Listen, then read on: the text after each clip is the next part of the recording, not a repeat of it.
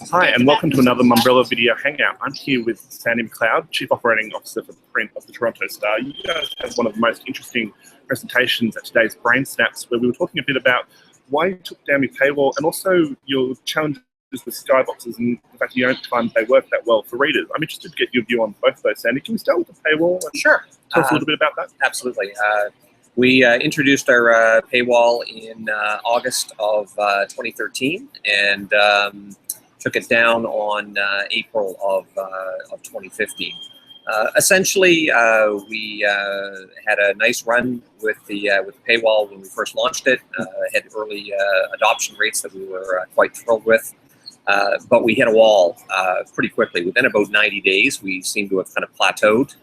We spent another probably 6 months pretty aggressively trying to move the number, and found that that was both expensive and a relatively high churn rate. So when we investigated our opportunities long term, we felt that we were best off to open up the website again. We're also now heavily investing in mobile and tablet applications, and really focused on growing audience. And just for a bit of background for Australian readership, I mean, Toronto's got about similar size to Sydney and New South Wales. Toronto's very similar. I was in Sydney a couple of years ago, and not only it feels like Toronto, it definitely is a similar size. And you know, I think I don't think our experience is all that much different than what metropolitan newspaper publishers are experiencing. And what do you attribute that to? Is partly just the English language means that, you know, readers can go to the UK, to Canada, to America, to Australia for news. I mean, it's just a much bigger market than, say, some of the Polish papers, which have done quite well in getting paywalls up. Yeah, I'm not sure I would agree with your polished paper statement, but you know, you've definitely seen some brands like the Wall Street Journal and New York Times would be great examples that have had good success with their paywalls, and that probably comes down to you know, very unique editorial voice and content that they're offering. There's also the global brand. Global brand. There's also been some success from a language standpoint. Countries that are a little bit more isolated. Some of the Scandinavian countries are a good example. Poland's a bit of an example. Even Germany, where readers don't necessarily have as many choices. I think when you're in Toronto and probably even Sydney these days, people can go anywhere. And while our content, you know, is unique, it may not be unique enough for people to pay for via paywall. Okay. One of the other things that was said on stage today was around the fact that you guys are finding that skyboxes and those traditional pointers that, you know, we've grown up always having with newspapers aren't as effective in a world where a lot of your print readers are really home delivery people and who are going to basically saying find the articles anyway. Or talk to us about that, and what are you doing instead of those boxes? So what we it was actually, we stumbled across that finding. Was not, we didn't start out doing a test on that. What we were actually testing was content. And really we went through a very extensive process of about 6 months where we used our reader panel and we tested all kinds of different types of content, features, columnists, investigative reports, etc. Just really trying to find out what readers at the end of the day were ranking high.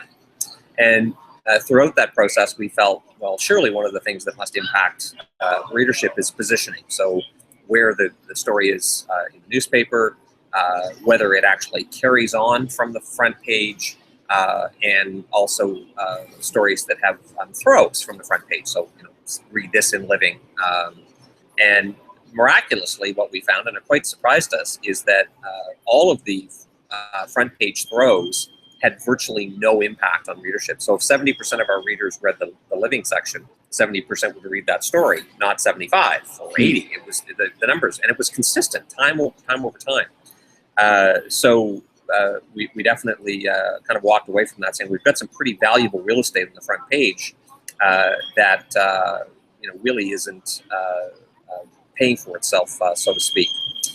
So in the last, we also own, the Toronto Star owns Metro English Canada.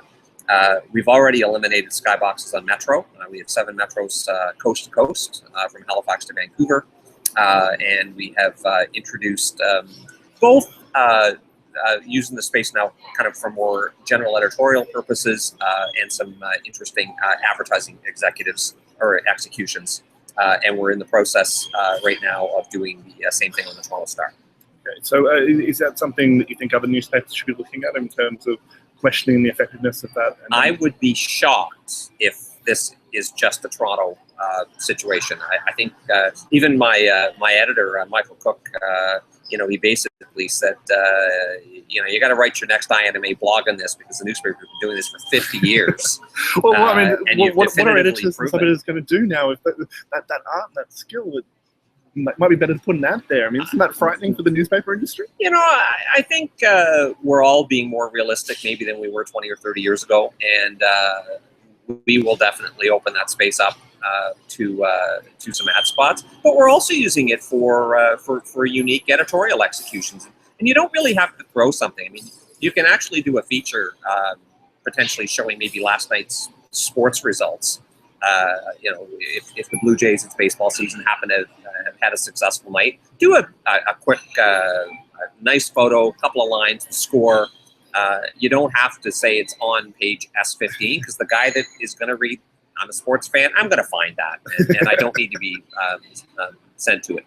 The one thing, though, that we also found is if a story starts on the first page on A1 and finishes somewhere else in the newspaper, that does impact readership.